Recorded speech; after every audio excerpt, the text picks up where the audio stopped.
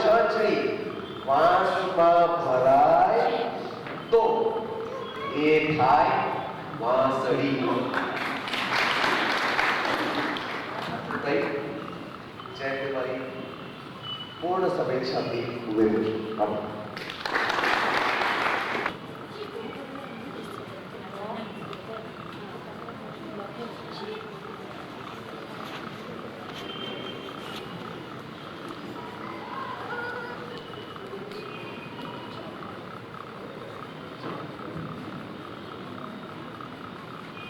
નમસ્કાર. મુખ્યમંત્રી કવિ શ્રી કૃષ્ણ સાહેબ, જોસેફભાઈ મેકવાન, નયનભાઈ દેસાઈ, અમૃતભાઈ, સભામાં ઉપસ્થિત ભાવકો અને સ્નેહીઓ,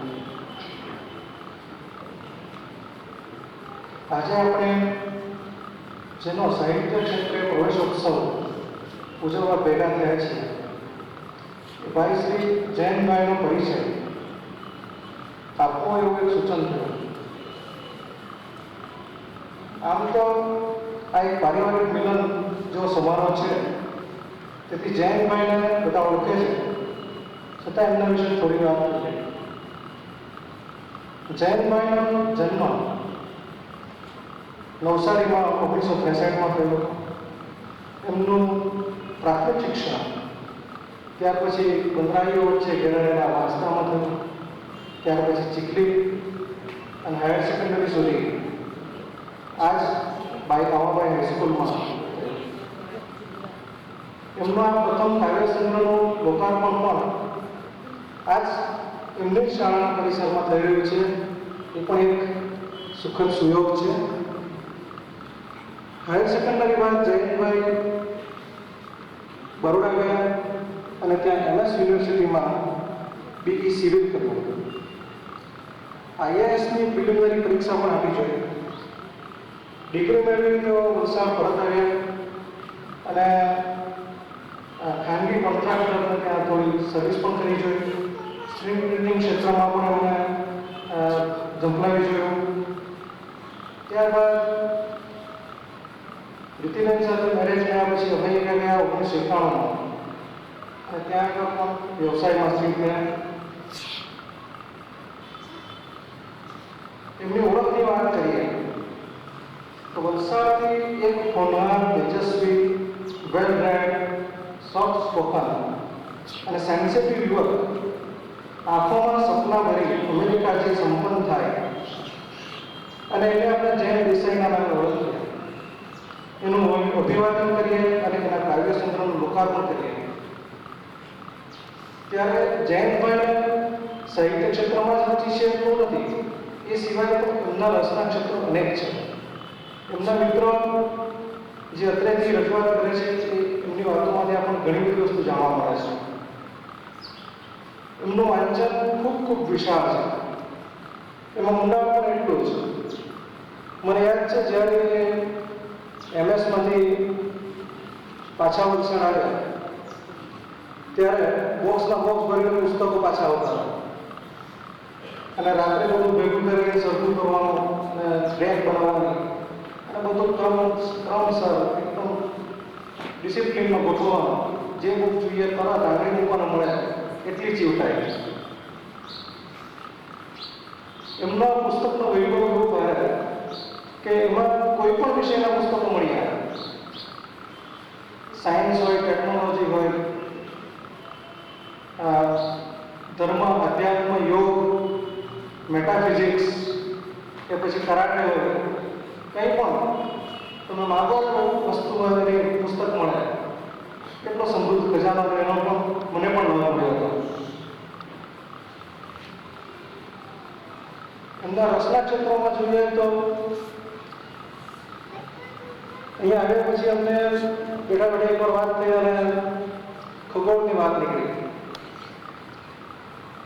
તો જેમ શાળામાં હતા અને એમણે મોટા વિમાન બનાવી નાખ્યો એમ ત્યાર પછી એક મોટું ટેલિસ્કોપ પણ બનાવી ગયો અને રાત્રે આકાશ દર્શન પણ કરતા એ જ અગાસીમાં. અને હેન્ડક્રાફ્ટ જે કહેવાય એ પણ એમનું એટલું જ ખૂબ જ વિશાળ અને ચીવટાઈવાળું વસ્તુ છે. ચિત્રકલાનો શોખ એ તો જીવંત શોખ. એમના ચિત્રો રેખાંકનો આપણે એમના શબ્દ પુસ્તકમાં જોશું તો ખ્યાલ આવશે કે રેખાંકનો પરની હતોટી કેવી ભારે છે. અને કેરિકેચર્સ તો વાત જ ન થઈ શકે. પરિચિત સ્નેહીઓના એમણે જે કેરિકેચર્સ બનાવેલા એનો જ એમણે આ સંદર્ભમાં સમાવેશ કરીને સૌ પ્રત્યેનો એમનો પ્રેમ પણ વ્યક્ત કર્યો જ છે. એમનો સ્વભાવ શાંત, નિખાલસ, ક્યારેય ઊંચા અવાજ કે બીજી કોઈ રીતે બોલતા કોઈ સાંભળ્યા જ નહીં હોય. ખૂબ મૃદુ ભાષી અને એ ખૂબ જ અપનાવવા જેવો ગુણ તે ધ્યાનથી સાંભળવાનો. જાણે એમણે સાંભળવાની કળા હસ્તગત કરી છે. કોઈ કંઈ પણ બોલે તો ખૂબ જ ધ્યાનથી ચીવટથી સાંભળે અને એવો જ યોગ્ય પ્રત્યુત્તર આપે. એમને ગતિ ગમે અને પ્રગતિ ગમે. જે કરે ઉત્તમ રીતે કરે, દિલ રેડીને કરે. અને એક વર્ષ નક્કી કરે એને કરીને પછી કરીને જ છોડે. અને એની અંદર પણ એની ગુણવત્તા એટલી જ ઊંચી હોય. અત્રે જૈનભાઈના મિત્રો પરિચિતો પણ છે જે એમના વ્યક્તિત્વને ખૂબ ઊંડાણથી અને સુપેરે જાણે છે. પણ એક પ્રશ્ન એવો ઊભો થાય કે વ્યક્તિની સાચી ઓળખ શું? ઓળખની વાત કરીએ છીએ એટલા માટે કે વ્યક્તિની સાચી ઓળખ શું? એનો બાયોડેટા એની ઓળખ, એમણે શું મેળવ્યું અને શું ગુમાવ્યું એની ઓળખ. જયંતભાઈ એમના જ કાવ્ય સંગ્રહમાં પોતાના વિશે શું કહે છે એ રજૂ કરવા મને ગમશે. એક કૃતિ આ જ શબ્દ સંગ્રહમાં છે એ હું રજૂ કરું છું. હું નામે Jayant Desai, BE civil, site સર્વેની માટે થિયોડોલાઇટ ફોકસ કરો. પછી ક્ષિતિજે દોડતા લીલીછમ વંદરાઈઓના બેટ સિવાય કશું ન જોઈ શકું ત્યારે હળવેકથી ટ્રાયપોડ સંકેલીને કવિતાના ડુપ્લેક્સ અને રો હાઉસીસના ડિઝાઇનિંગમાં માથું ઘસી દઉં. એમની આ કૃતિ જાણે એમનો પરિચય કરાવે છે. તાલીમથી ઇજનેર એવા આ યુવાનનો મૂળ બિંદુ તો કવિનો જ છે. એમને સ્વયં દર્શાવે છે. અત્રે આપણી છે સાહિત્ય સ્વામીઓ વિષ્ણુ સાહેબ, કૃષ્ણભાઈ મેકવાન જો ઉપસ્થિત છે. અને વ્યક્તિની ઓળખની વાત કરી છે એટલે જે વ્યક્તિનું વ્યક્તિત્વ છે એનું જે અંતઃસત્વ છે એનું પ્રગટીકરણ એ જ એની ઓળખ હું માનું છું. અને આ અંતઃસત્વનું પ્રગટીકરણ કવિ અને કલાકારમાં સોળે કળા થતું હોય છે. એ જયંતભાઈમાં પણ થયું છે. એટલે એમનો વધુ પરિચય તો આપણે આ સાહિત્ય સ્વામીઓ પાસેથી વધારે સારી રીતે મેળવી શકશું. અને એક નાનકડી વાત બીજી ઉમેરવા કે આપણે જ્યારે કોઈને પ્રથમવાર મળવા જઈએ અથવા મળીએ ત્યારે આપણે આપણું વિઝિટિંગ કાર્ડ આપીએ. જયંતભાઈનો કાવ્ય સંઘર્ષ શબ્દ તેઓ જ્યારે સાહિત્ય ક્ષેત્રે આ લોકાર્પણ પ્રસંગથી પદાર્પણ કરી રહ્યા છે ત્યારે એમને હું એમને વિઝિટિંગ કાર્ડ કહું છું. કવિતાના ડુપ્લેક્સના એ રો હાઉસીસના ડિઝાઇનનું આ મૂર્ત સ્વરૂપ છે. આવો આપણે સૌ વલસાડની આ પ્રતિભાને ખૂબ જ શુભેચ્છા સહ આવકારીએ અને ઉત્તર સાહિત્ય ક્ષેત્રે વધુ પ્રગતિ કરે એવી શુભકામના આપી.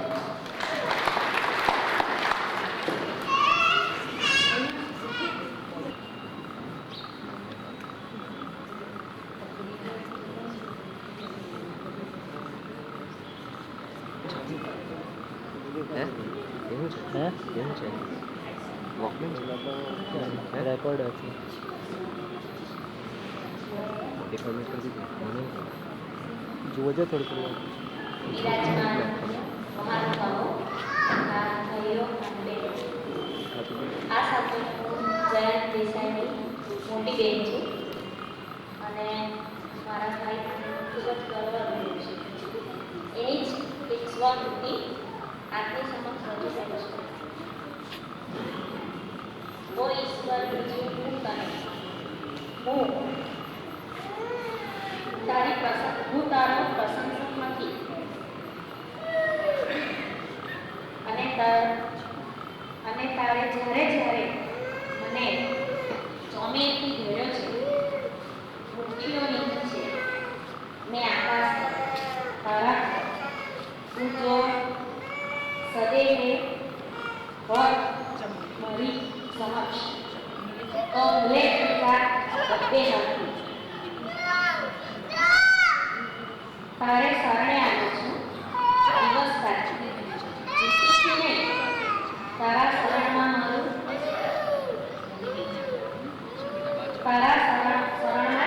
કરવા સિવાય મારી સમક્ષ કોઈ રસ્તો.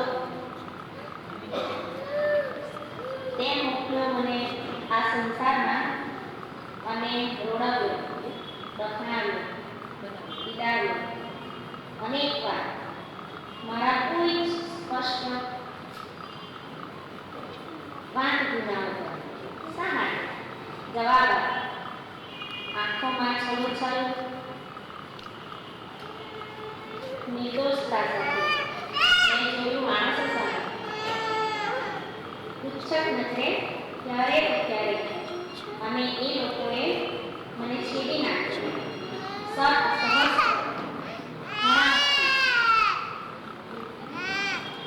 ઉપહાસ વ્યંગ અને ભલા ઈશ્વર, મેં તો તારા જ હેતુઓને સેવવા નિર્દોષ ભાવે અને પ્રયાસ કર્યો અને તે મને 6 સવારે પીડા કર્યો ને સંતાપ્યા કર્યો. હા, મારું ચસકી ગયું ક્યારેક, પણ સાચે જ મને વધારે ચસકે તો તું જ લાગ્યું.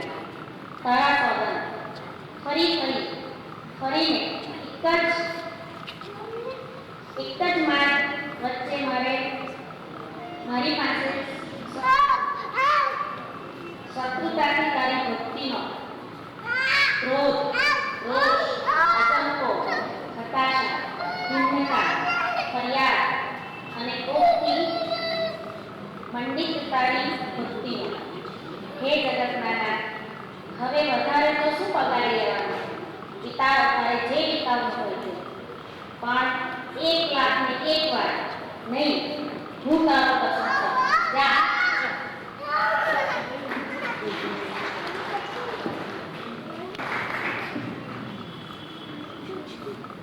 પરમ આદરણીય મારા જ નહીં, સમગ્ર ગુજરાતી કવિઓના ગુરુ સમાન વિષ્ણુ સાહેબ, મારા અતિ પ્રિય લેખક જોસેફભાઈ,